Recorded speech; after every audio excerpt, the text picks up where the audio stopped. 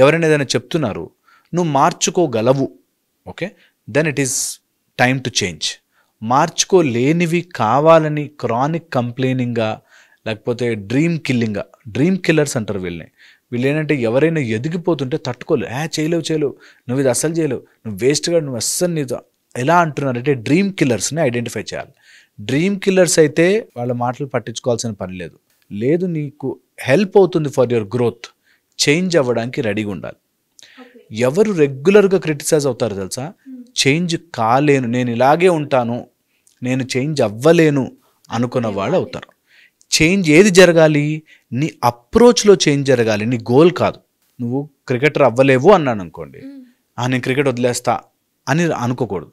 నేను క్రికెటర్ అవ్వకపోవడానికి ఇలా ఉంటే సరిపోను. That is the approach of any criticism. మా దగ్గరికి అయితే మా ప్రొఫెషనల్ పనే క్రిటిసైజ్ చేయడం. నువ్వు ఇట్లా లేవు, ఇట్లా చేసేందుకు, అలా మాట్లాడు, అలా చెయ్యి, ఇలా.